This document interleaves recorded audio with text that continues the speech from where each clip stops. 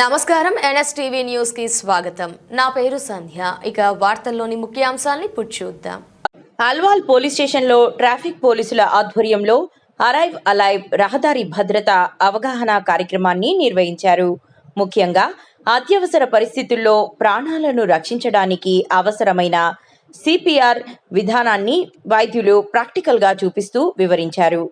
ప్రమాద సమయంలో సమయానికి సరైన సహాయం అందిస్తే ప్రాణాలను కాపాడవచ్చని, ప్రతి ఒక్కరూ ఈ విధానం గురించి తెలుసుకోవడం చాలా ముఖ్యమని వారు సూచించారు.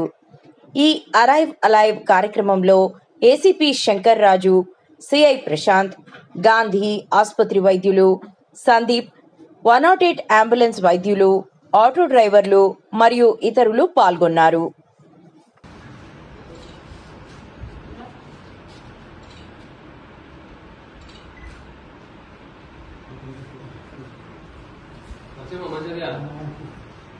నరసింహ వెనుకకు గోడ ఉన్నది మెల్లగా.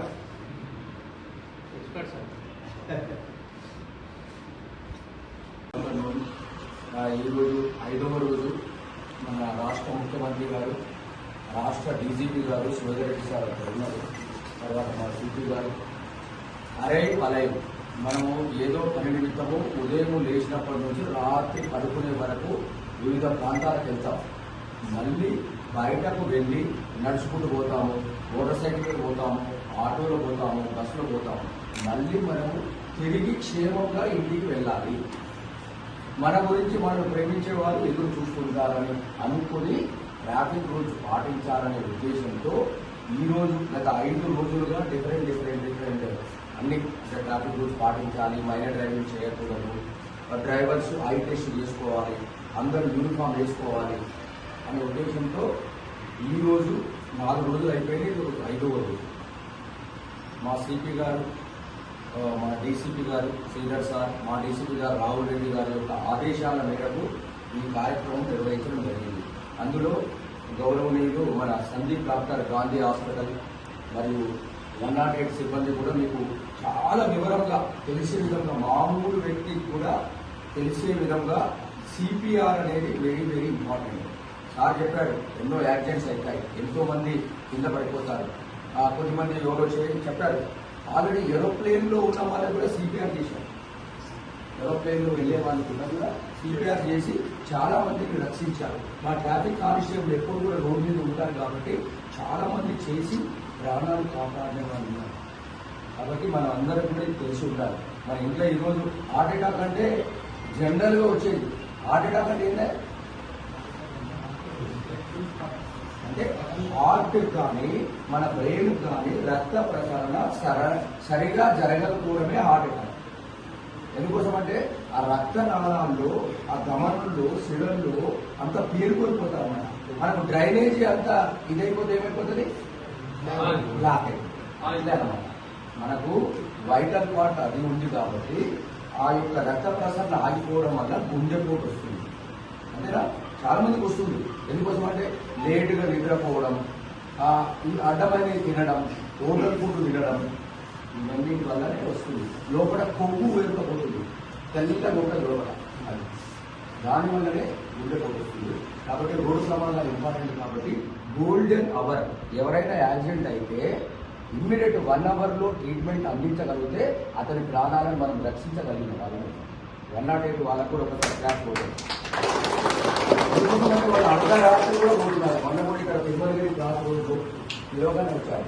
ఒక అతను 2 టాటా ఏసీలు ఢీకుంటే ఒకతని కాళ్ళు ఆ స్టీరింగ్ కింద ఇరుక్కుపోయినాయండి. అది ముందుకు వస్తలేదు, వెనక్కి వస్తలేదు. చాలా మంది ట్రై చేస్తున్నారు. ఆల్రెడీ ఒక రెడ్ మిక్స్ వెహికల్ పెట్టేసేసి గుంజాం. తర్వాత 108 వాళ్ళు అనస్థీసియా ఇచ్చారు. కాళ్ళకి ఏమన్నా ఏదైతే కష్టం, వాళ్ళు బాధకు బిలబిలలాడిపోతున్నారు తిరుమలగిరి. తర్వాత ఎట్టకేలకు ఒక 1.5 అవర్ మన లా అండ్ ఆర్డర్ సిబ్బంది, ట్రాఫిక్ సిబ్బంది అతన్ని చేసేసి ఆల్రెడీ అతన్ని కాపాడారు.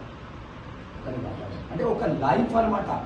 మన భారతదేశంలో 147 కోట్లు, చైనా నుంచి ఉంది. కానీ 147 కోట్లు ఏదైనా యుద్ధం వచ్చి 50 కోట్లు చనిపోయినా ఏం కాదు. కానీ ఆ కుటుంబంలో కుటుంబ పెద్ద చనిపోతే ఆ కుటుంబం అంతా రోడ్డు మీద పడుతుంది. కాబట్టి రోడ్డు మీద గాయపడిన వ్యక్తులకు రోడ్డు మీద మనం సరైన టైంలో ట్రీట్మెంట్ అందిస్తే మనము ప్రాణాలు కాపాడిన వాళ్ళం అంటాం.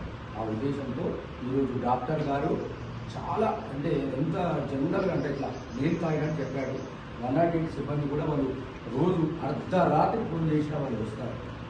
కాబట్టి మీరందరూ రోడ్డు ప్రమాదంలో గాయపడ్డ వ్యక్తులకు కంపల్సరీ ఇమ్మీడియట్ ట్రీట్మెంట్ పొంది ట్రీట్మెంట్ చేసే విధంగా హాస్పిటల్ కన్నా పంపాలి, ఒక గ్లాసు వాటర్ అన్న ఇవ్వాలి, లేకపోతే అతనికి హెల్ప్ చేయాలి. పోలీసు వాళ్ళు ఎటువంటి మీ యొక్క స్టేట్మెంట్ రాసుకోరు, తర్వాత హాస్పిటల్లో బిల్లు కూడా కట్టమని చెప్తారు.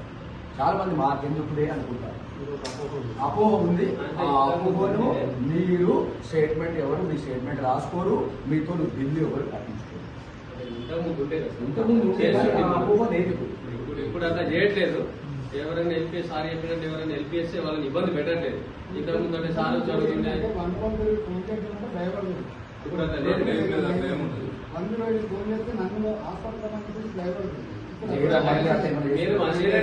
ఇన్ఫర్మేషన్ ఇవ్వాలి. మనము మనిషిని, మనము ఒకరికి సాయం చేస్తే మనకు సంబంధించిన వాళ్ళకు దేవుడు వేరుల రూపంలో సాయం చేస్తాడని అనుకోవాలి.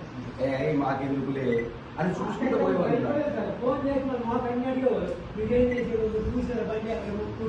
అవన్నీ ఏమడగరా ఇప్పుడు ఒకప్పుడు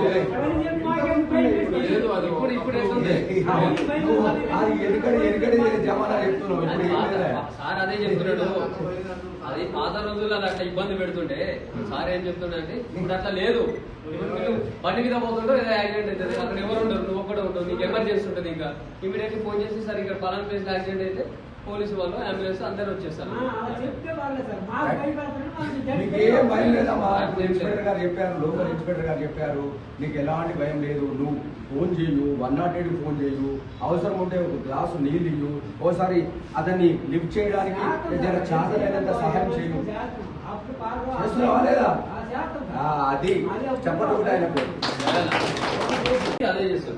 అది ఎప్పుడు చేస్తున్నామంటే మనం ఎప్పుడు చేయాలి, ఎవరైనా చనిపోయిన డిక్లేర్ అయినప్పుడు అలాంటివి చేయాలి. మనిషి బ్రతుకున్నప్పుడు యాక్సిడెంట్ అయినప్పుడు ఇది చేసి ఏమవుతుందంటే ఇంకా కొద్దిగా ఇరిగిపోయింది, ఇంకా ఎక్కువ డ్యామేజ్ అవుతుంది. ఇక్కడ రిప్స్ ఇరిగిపోయింది అనుకోండి, మనం లేకపోతే అది ఇంకా ఆర్గాన్స్ పుచ్చుకొని అది డ్యామేజ్ అయ్యే అవకాశాలు ఎక్కువ. అందుకొరకు వీళ్ళు చెప్పేది ఏంటంటే హెడ్ ఇంజరీ కేసులలో కానీ తలని మాత్రం అస్సలు లేదు.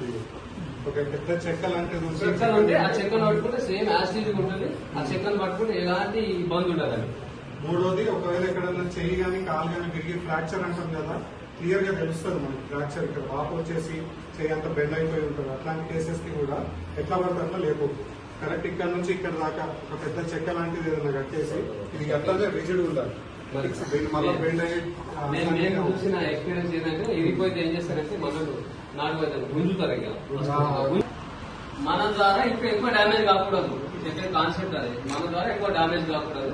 దాన్ని సార్ వాళ్ళు చెప్పిన పద్ధతి ప్రకారం లిఫ్టింగ్ కానీ ఏమైనా ఫస్ట్ ఎయిడ్ చేయాల్సి చేసి అంబులెన్స్ దగ్గర ఉన్న హాస్పిటల్లో దీని ప్రకారం చేసుకుంటూ మనిషిని మనం కాపాడిన వాళ్ళు. అంబులెన్స్ వచ్చే వరకు మన నాడి శ్వాస రెండులో చూసుకుంటూ ఉండాలి. అది ఉన్నంతసేపు ఓకే. ఒకవేళ లేకపోతే ఇమీడియట్ గా మనం ఈ సిపిఆర్ స్టార్ట్ చేసేసుకోవాలి. అది చేసుకుంటే మనకి ఈరోజు అందరికి కూడా మళ్ళీ గుడ్ ఆఫ్టర్నూన్ అందరికి.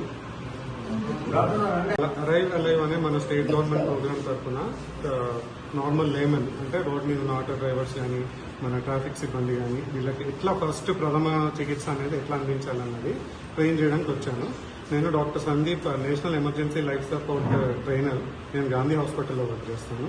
సో వీళ్ళకి ప్రథమ చికిత్స అంటే మనిషి బ్రతుకున్నాడా, ఒకవేళ ప్రాణం వదిలేశాడా, దాన్ని ఎట్లా అసెస్ చేయాలి, దాని ప్రకారం మనం సిపిఆర్ అనే ప్రాసెస్ ని కరెక్ట్ గా ఎట్లా ఇవ్వాలి, ఎట్లా పడితే అట్లా ర్యాండమ్ గా కాకుండా ఒక పద్ధతి ప్రకారం ఇస్తే మనిషిని తిరిగి బ్రతికించగలిగే అవకాశాలు 50 నుంచి 60% ఉంటాయి.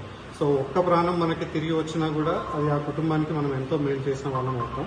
ఆ విషయంలో ట్రైనింగ్ ఇద్దామని చెప్పేసి నేను ఇక్కడికి ఇవాళ మన ఏసీపీ గారి సహకారం, మిగతా ట్రాఫిక్ సిబ్బంది కానీ వీళ్ళందరికీ ధన్యవాదాలు చెప్తాను. Thank you sir. ఈరోజు ప్రతిష్టాత్మకంగా ఈ అరైవ్ అలైవ్ ప్రోగ్రాం 5వ రోజు. ఈరోజు గోల్డెన్ అవర్ అంటే రోడ్డు ప్రమాదాల్లో ప్రమాదం సంభవించిన తర్వాత 1 అవర్లో అతనికి వైద్యం చేస్తే చాలామంది ప్రాణాలు కాపాడుకున్న వాళ్ళు ఉన్నారు.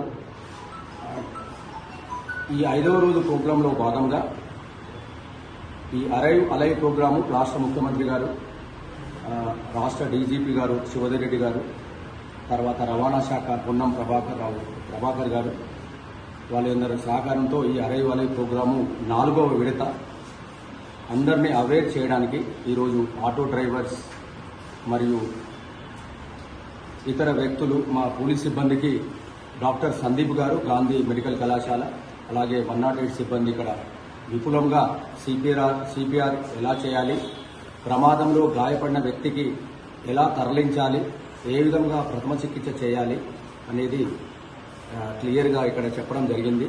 కాబట్టి రోడ్డు ప్రమాదంలో చాలామంది చనిపోతున్నారు కాబట్టి ఈ యొక్క మారణ హోమం తగ్గించడానికి ఈరోజు మేము చిరు ప్రయత్నం చేశాము. కాబట్టి ప్రతి ఒక్కరు కూడా రోడ్డు ప్రమాదంలో గాయపడిన వ్యక్తికి కంపల్సరీ తక్షణ సహాయం అందిస్తే ఒక కుటుంబం కూడా నిలబడుతుంది. కాబట్టి ఇటువంటి కార్యక్రమాలను ఓన్లీ చేయడమే కాదు, ప్రతి కుటుంబంలో కూడా చర్చించుకోవాలి.